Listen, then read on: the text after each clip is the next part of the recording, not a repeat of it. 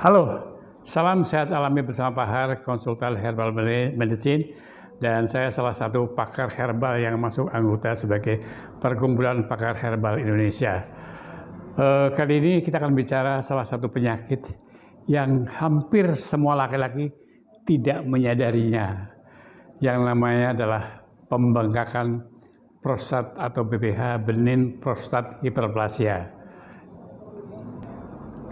Baik, orang tidak paham tentang prostat. Orang bicara lebih banyak pada organ laki-laki adalah Mr. P atau testis.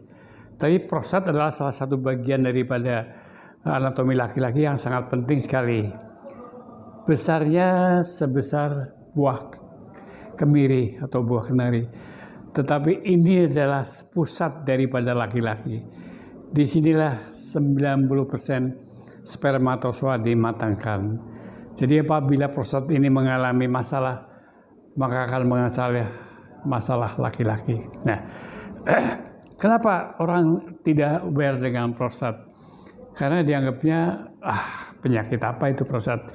Padahal hampir semua laki-laki setelah memasuki usia di atas 50, 90% mempunyai risiko terkena pembengkakan prostat. Apa sih yang dialami prostat?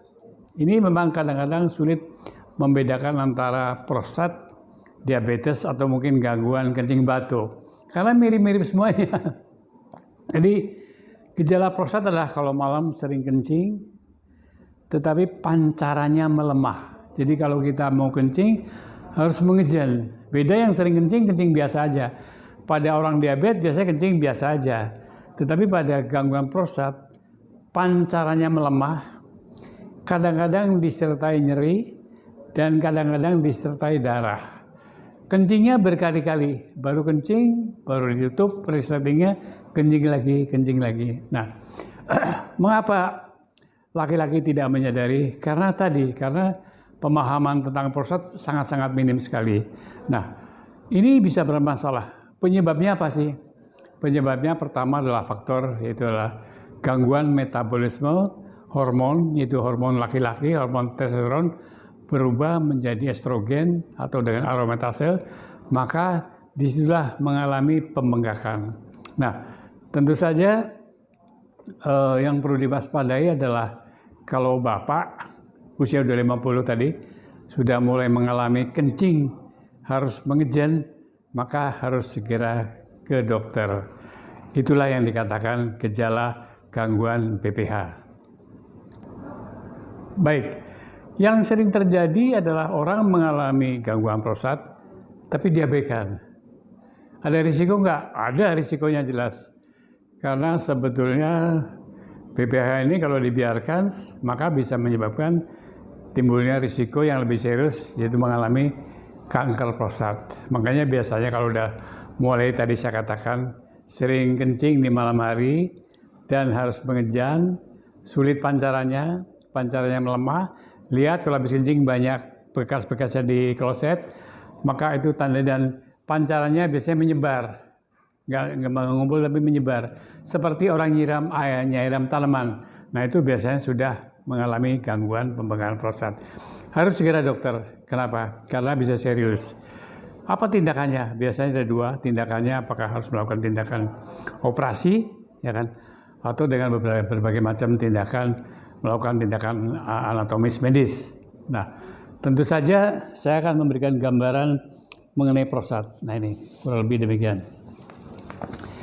Ini adalah gambaran prostat yang normal, ya. Ini.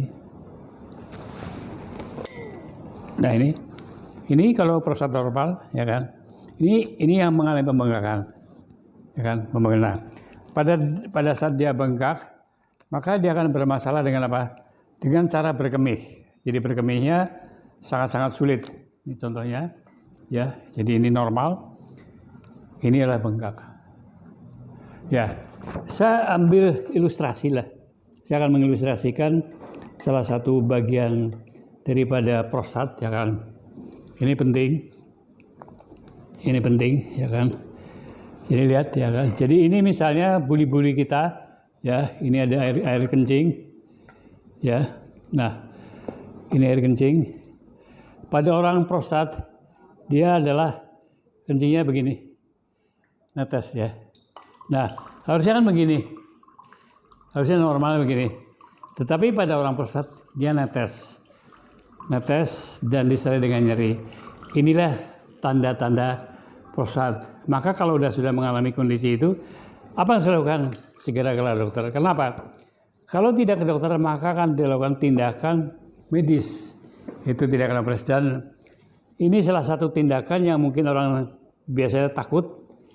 Ya, jadi biasanya dokter akan memasukkan salah satu alat ke alat vital kita. Ya, ini persis seperti jarum injeksi masuk ke alat vital kita. Di depannya ada pisaunya. Pisaunya muter nanti. Jadi seperti di amplas gitu. Dan ini nggak usah tanya nyeri nggak, udah pasti nyeri.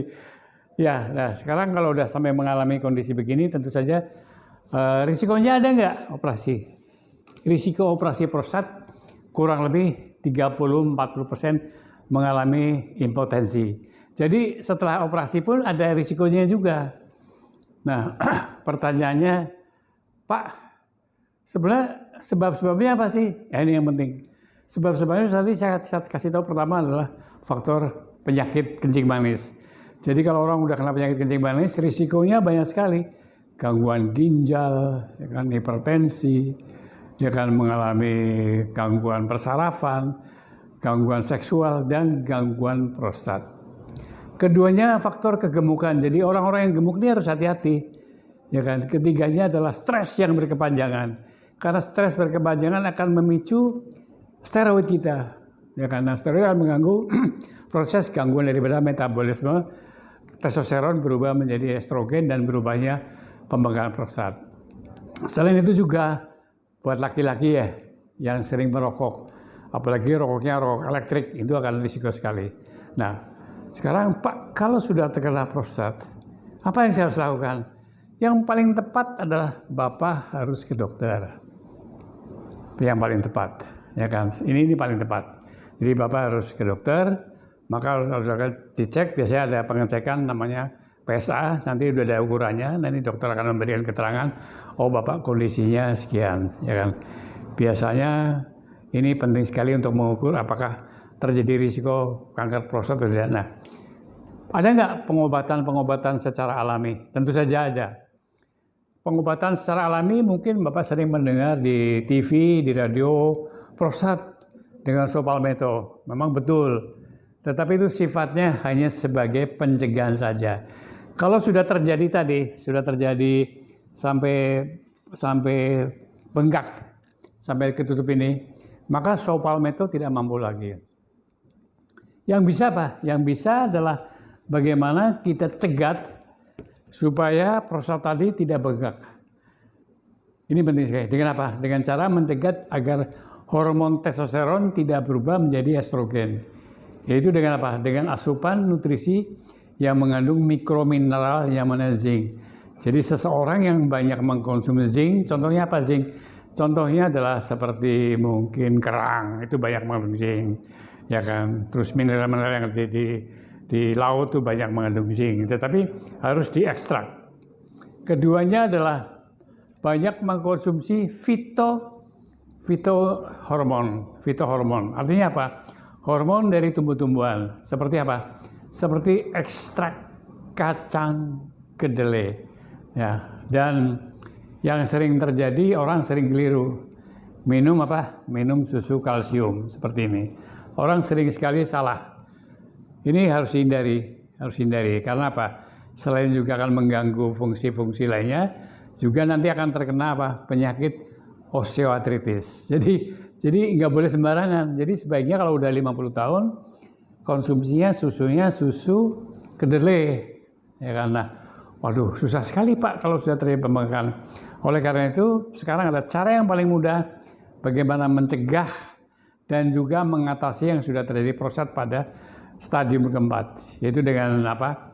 Dengan yang namanya DERAS, ya kan?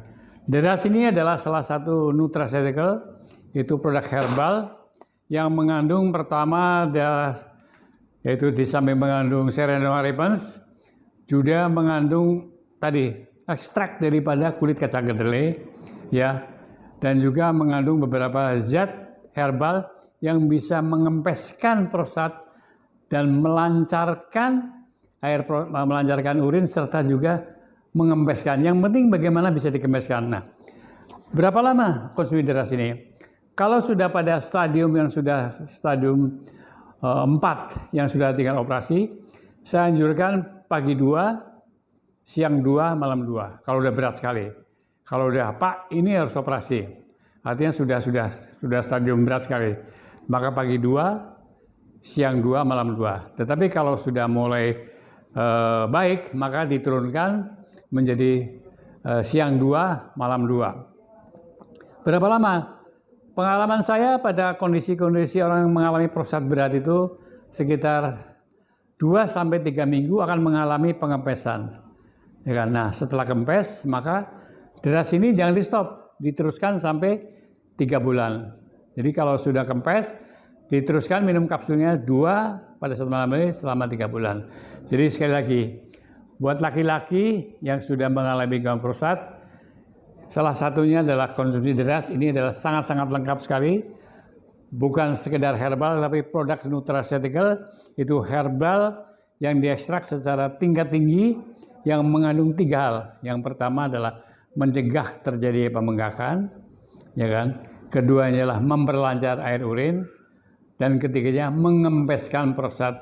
Dan yang lebih penting lagi, dengan deras, maka air pipis Anda menjadi lebih deras lagi dan tidak perlu operasi. Sampai jumpa lagi dengan Pak Hartono, konsultan herbal medicine.